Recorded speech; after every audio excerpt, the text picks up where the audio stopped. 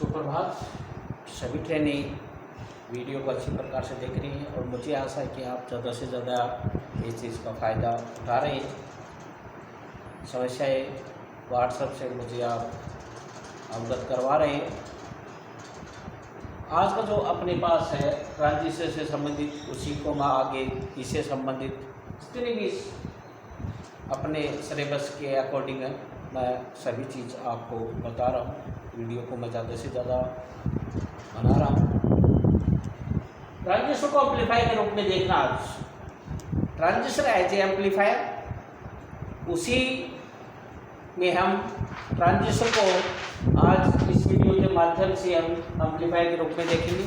अपने पास ये जो सर्किट है ट्रांजिस्टर का, तो ट्रांजिस्टर को आज हम एम्पलीफायर के रूप में देख रहे हैं। इसका सर्किट डायग्राम है। ट्रांजिस्टर जो है इसमें हम देखेंगे कि एक मैंने एनपीएन ट्रांजिस्टर काम में ले रखा है। ट्रांजिस्टर का सिंबल देखते हैं आप, सिंबल को देखते ही हमें पता लग जाता है कि तीर बाहर की तरफ है।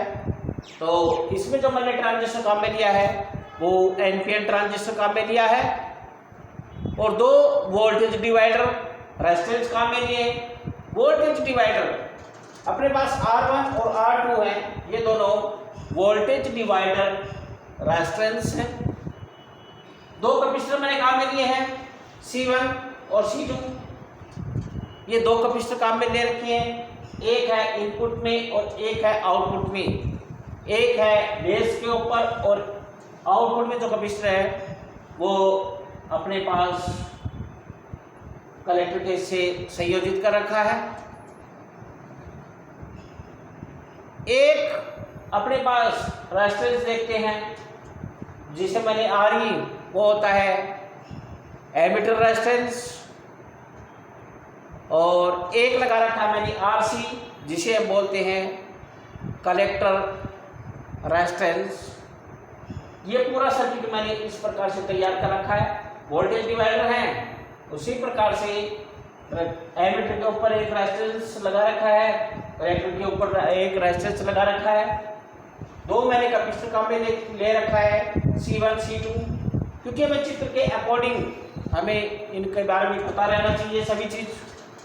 एनपीएन ट्रांजिस्टर काम में ले रखा है। यहाँ पे हम इसकी कार्य प्रणाली को देखेंगे तो कार्य प्रणाली के अनुसार हमें, जब हम इस सर्किट को या एनपीएन ट्रांजिस्टर के द्वारा जो एम्पलीफायर सर्किट बना रखा है उस सर्किट में जैसे ही हम सप्लाई देते हैं तो यहाँ से इसको सप्लाई से जोड़ते हैं, तो जैसे ही हम इसको सप्लाई देते हैं तो जो वोल्टेज डिवाइडर रेजिस्टेंस लगा रखे हैं R1 R2 के द्वारा, ये जो वोल्टेज डिवाइडर दो रेजिस्टेंस हैं, एक है R1 और R2, इन दोनों को हम वोल्टेज डिवाइडर बोलेंगे। तो इन वोल्टेज डिवाइडर के द्वारा क्या होता है ट्रांजिस्टर में, और ये कहाँ पे लगे हुए हैं दोनों रेजिस्टेंस, बेस। ट्रांजिस्टर के किस में लगे हुए हैं, बेस। तो ये दोनों क्या करते हैं, बेस बायस प्रदान करते हैं। वोल्टेज डिवाइडर R1 R2 ये दोनों बेस के ऊपर लगे हुए हैं, बेस बायसिंग प्रदान करते हैं। या ट्रांजिस्टर में बेस पर बायस मिलती है। बेस बायस का मतलब बायसिंग के अंदर वोल्टेज देना।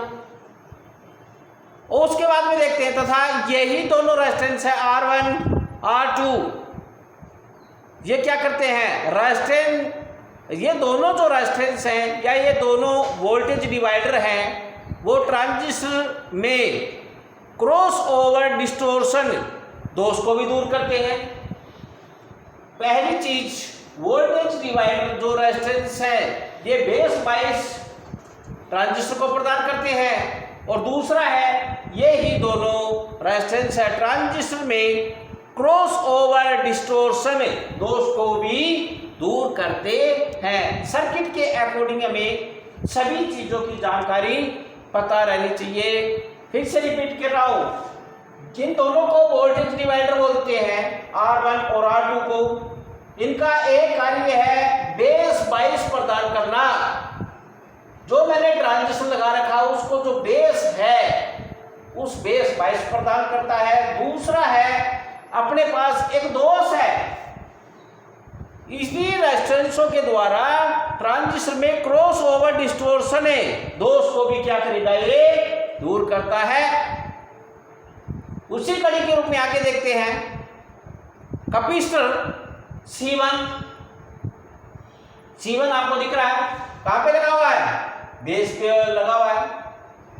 तो कैपेसिटर C1 के द्वारा हम क्या करते हैं, ट्रांजिस्टर के बेस को इनपुट सिग्नल दिया जाता है, जो मैंने आपको चित्र के अकॉर्डिंग दिखा भी रखा है। यहां पे मैंने क्या कर रखा है, C1 के द्वारा ये जो आपके पास ट्रांजिस्टर है, ट्रांजिस्टर के बेस को क्या दे रखा है, इनपुट सिग्नल प्रदान कर रहे हैं। ये हमें पता रहना चाहिए पूरे सर्किट का किस प्रकार से कार्य होता है, जिससे क्या होता है कि अपने पास ट्रांजिस्टर उस सिग्नल को क्या करता है, एम्पलीफाई का मतलब है बढ़ाकर कहां पे देता है, कलेक्टर को, और कलेक्टर के ऊपर क्या लगा है, RC कलेक्टर रेजिस्टेंस को देता है। RC से बढ़ा हुआ सिग्नल हम क्या करते हैं, C2, RC से जो सिग्नल बढ़ा हुआ मिलता है वो आगे लगा रखा है C2 कैपेसिटर, जो आउटपुट में जो कैपेसिटर लगा रखा है वो है C2। तो RC से बढ़ा हुआ जो सिग्नल हमें मिलता है वो सिग्नल कैपेसिटर C2 के द्वारा हम क्या करते हैं, प्राप्त करते हैं। एमीटर जो रेजिस्टेंस का हमने प्रयोग कर रखा है, जो यहां पर एमीटर के ऊपर जो रेजिस्टेंस लगा रखा है उसका भी हमें पता रहना चाहिए। तो ये क्या करेगा, गेन को स्थायी करने के लिए, गेन है उसको स्थायी करने के लिए हम क्या करते हैं, काम में लिया जाता है। और जो RC लगा रखा है ये आउटपुट के ऊपर लगा रखा है, इसे हम लोड रेजिस्टेंस भी कह सकते हैं। अपने पास इसी प्रकार से हमें इस ट्रांजिस्टर को एम्पलीफायर के रूप में इसकी पूरी जानकारी हमें पता रहना चाहिए। ये सर्किट है, उसी सर्किट के अनुसार मैंने आपको सभी कुछ जितना है उतना मैंने बताने की कोशिश की है।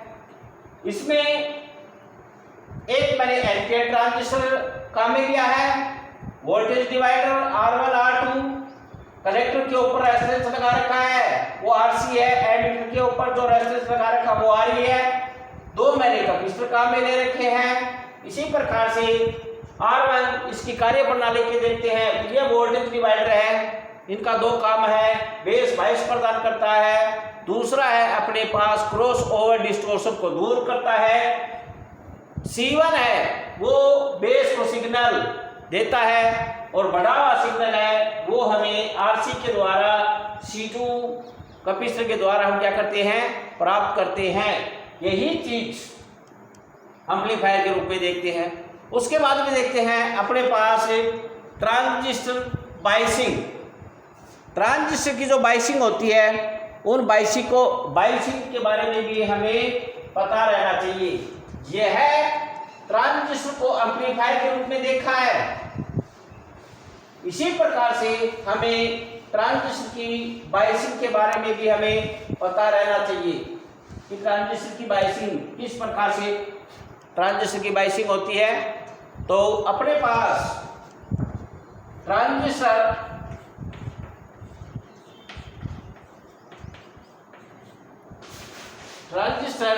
बायसिंग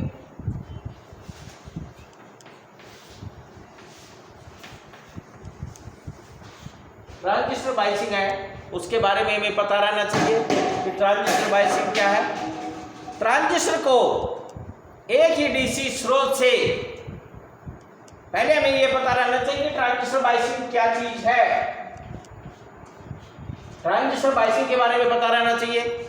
मैंने शुरू में आपको जो सर्किट दिखाया था उस सर्किटों को अगर देखें गौर करके तो हमने ट्रांजिस्टर को दो दो बैटरियों से जोड़ते थे, बेस और एमीटर हम फॉरवर्ड वाइज एक बैटरी से और बेस और कलेक्टर को रिवर्स वाइज। यहां पे ट्रांजिस्टर बायसिंग में क्या है, ट्रांजिस्टर को एक ही डीसी स्रोत से बायस प्रदान करने के लिए कई प्रकार के अपने पास सर्किट बनाए गए हैं जिन्हें ट्रांजिस्टर बायसिंग सर्किट कहते हैं। यह 4 प्रकार के होते हैं, उन्हीं की हम चर्चा करेंगे।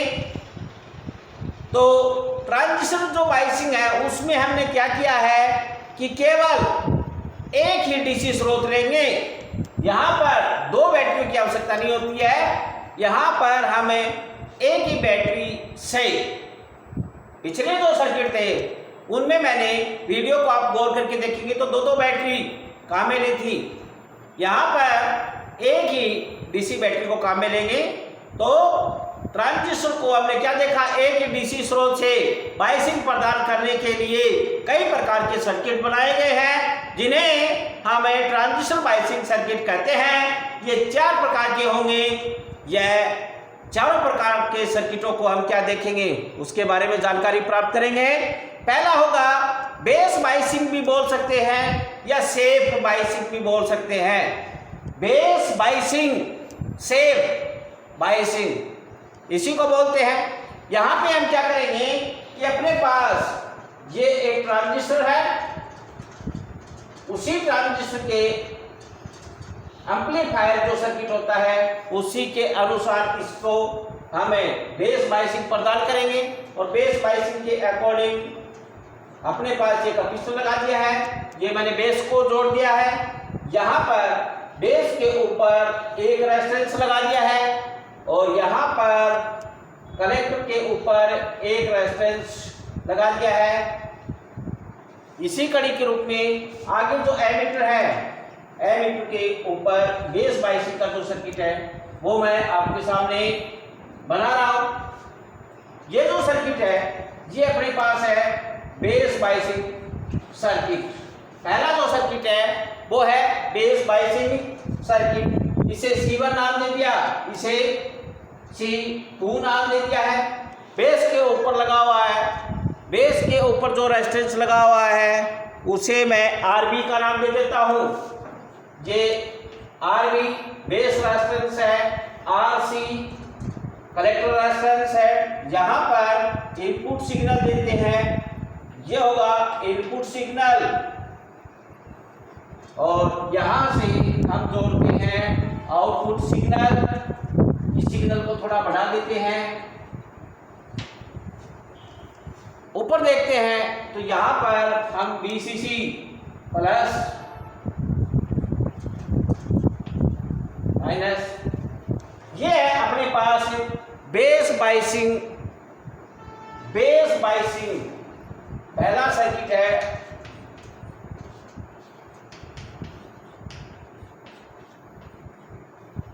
बेस बायसिंग सर्किट कई प्रकार के सर्किट बनाए हैं, इसी को मैं सेफ बायसिंग भी बोलूंगा।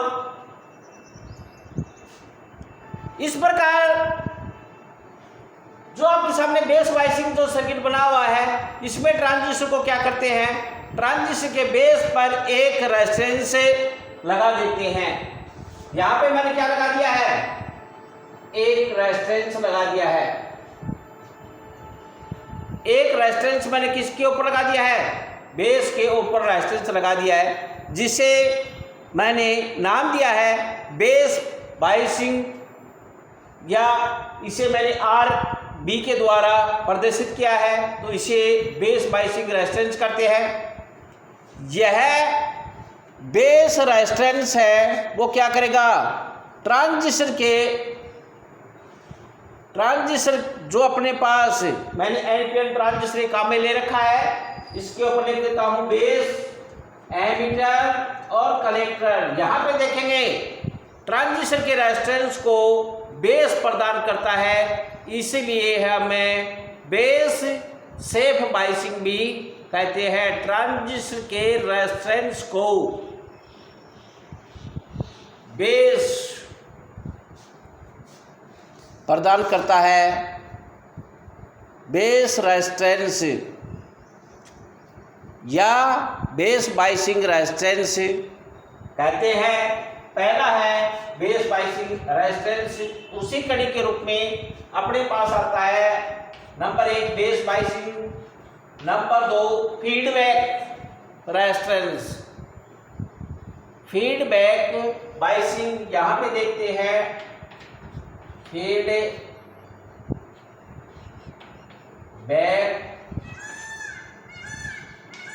बाइसिंग चार प्रकार से है। पहली बेस बाइसिंग है, उसके बाद में देखना फीडबैक। फीडबैक में मैं क्या चेंज करूंगा, आप ये ध्यान में रखेंगे। यहां पर कुछ थोड़ा थोड़ा अंतर होगा। फीडबैक बाइसिंग में क्या चेंज कर रहा हूं मैं, ये देखना है आपको। सेम सर्किट यही रहेगा, यहां पे केवल छोटा सा चेंजिंग होगा। ये फीडबैक किसे कहते हैं, यहां से मैं क्या करता हूं, एक रेजिस्टेंस, ये फीडबैक में होगा। बेस बाइसिंग या सेफ बाइसिंग में यही अंतर होगा कि इसे फीडबैक रेजिस्टेंस या फीडबैक बाइसिंग कहा जाता है। क्यों कहा जाता है, हमें पहले फीडबैक का पता रहना चाहिए। फीडबैक आउटपुट का कुछ अंश है वो इनपुट में देना, उसे बोलते हैं फीडबैक। उसे क्या बोलते हैं, फीडबैक। यहां पे चलते हैं, ये फीडबैक बाइसिंग क्या है, फीडबैक बाइसिंग। यहां पे क्या करते हैं, यहां से आउटपुट प्रदान करते हैं C2 के द्वारा, उसी के कुछ अंश को इनपुट में देना, इसलिए इसे हमें फीडबैक बाइसिंग कहते हैं। इस प्रकार की जो बाइसिंग है उसमें हम देखते हैं कलेक्टर और बेस के बीच में एक क्या लगा दिया जाता है, रेजिस्टेंस लगा दिया जाता है। ये जो मैंने RB लगा रखा है, ये कलेक्टर और बेस के बीच में मैंने एक रेजिस्टेंस लगा दिया है, जिसे हम बोलते हैं, जो क्या करता है, जो रेजिस्टेंस मैंने लगाया है वो क्या करता है, आउटपुट के कुछ भाग को वापस इसमें देता है, बेस पर प्रदान करता है, जिससे क्या होता है, ट्रांजिस्टर को बाइस मिलती रहती है। इस प्रक्रिया को हम देखते हैं तो क्या बोलेंगे, फीडबैक बाइसिंग बोलते हैं। ये अपने पास आ गई है फीडबैक बाइसिंग। उसके बाद में आता है एमीटर बाइसिंग। एमीटर बाइसिंग में मैं क्या चेंज कर रहा हूं, आप ये देखेंगे, यहां से ये सर्किट हटा देता हूं और यहां से कुछ चेंजिंग होगा, तो थोड़े थोड़े इसमें चेंजिंग होंगे, उस चेंजिंग को आप देखते रहेंगे।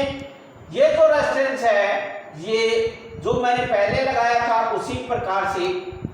उसके बाद में क्या करते हैं, एमीटर बाइसिंग। एमीटर बाइसिंग के ऊपर ये एमीटर है, यहां पर एक रेजिस्टेंस जोड़ देते हैं और उसी के साथ में एक मैं कैपेसिटर भी जोड़ देता हूं। ये है एमीटर बाइसिंग। सेम सर्किट और वो ही रहेगा, इसी को मैं नाम बोल दे रहा हूं RB।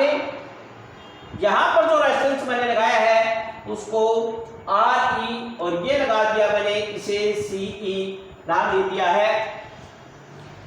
ये नंबर 3 एमीटर बाइसिंग कराएगी।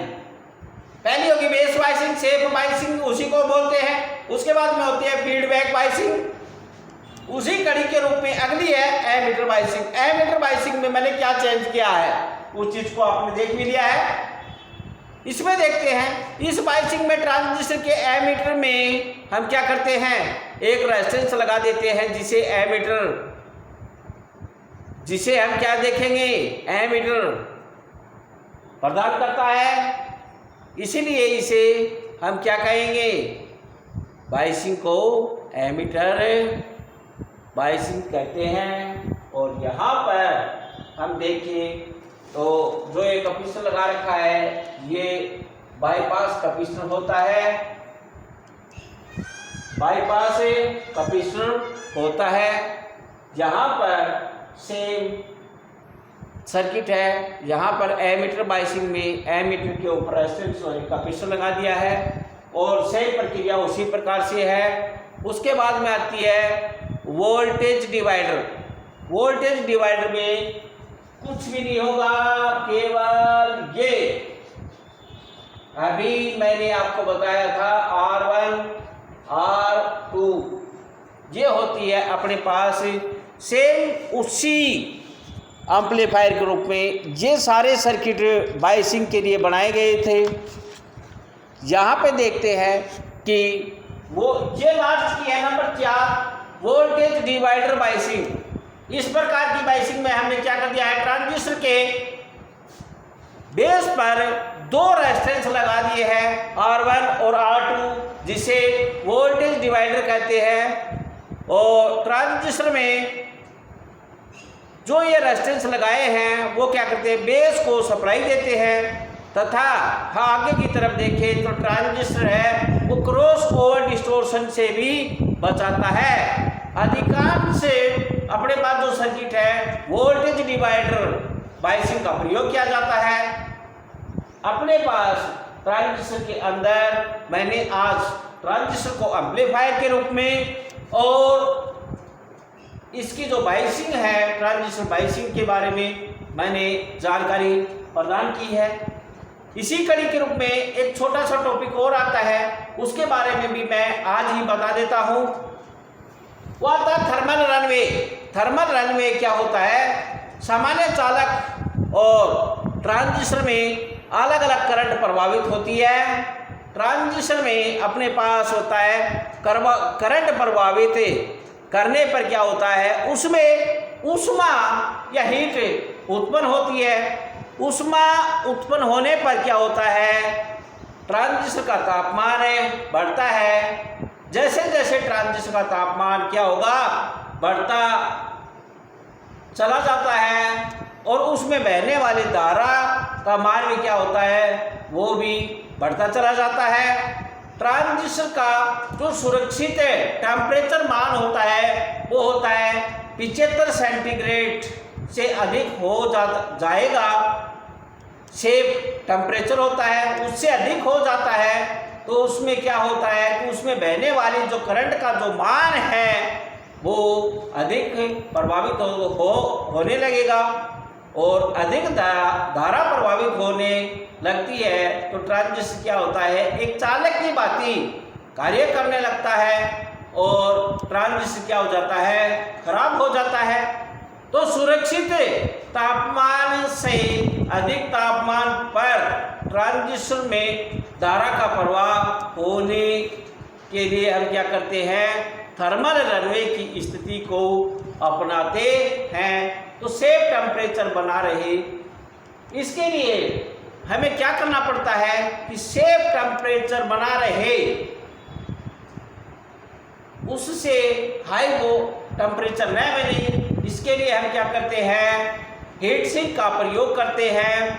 पावर एम्प्लीफिकेशन में पावर ट्रांजिस्टर का प्रयोग किया जाता है। वहाँ पे क्या होता है, पावर ट्रांजिस्टर में अत्यधिक करंट, ज़्यादा करंट प्रभावित होती है। इस स्थिति में क्या करते हैं, ट्रांजिस्टर का वर्किंग तापमान बढ़ जाता है जिससे ट्रांजिस्टर को हम क्या करते हैं, सेफ टेम्परेचर के अंदर ही काम कराना पड़ता है। इसलिए उस ट्रांजिस्टर के ऊपर हम क्या करते हैं, हीट सिंक का प्रयोग किया जाता है और हीट सिंक के प्रयोग करने से ट्रांजिस्टर क्या रहता है, एक सेफ टेम्परेचर बनाए रखता है, थर्मल रनवे की स्थिति में नहीं जाता है और ट्रांजिस्टर क्या है, अपना कार्य सेफ टेम्परेचर के अंदर करता रहता है। तो इसी कड़ी के रूप में मैंने थर्मल रनवे और हीट सिंक के बारे में भी आपको बताई है। इस वीडियो के माध्यम से आज मैंने ट्रांजिस्टर को एम्पलीफायर के रूप में बताया है और ट्रांजिस्टर बायसिंग के बारे में बताया है और थर्मल रनवे और हीट सिंक के बारे में बताया है। मुझे आशा है कि सभी ट्रेनी इसका लाभ उठाएंगे और अगर आपको किसी प्रकार की कोई समस्या आती है मुझे व्हाट्सएप के माध्यम से अवगत करवाएंगे। आज के वीडियो को मैं यहीं पर विराम दे रहा हूँ। थैंक्स।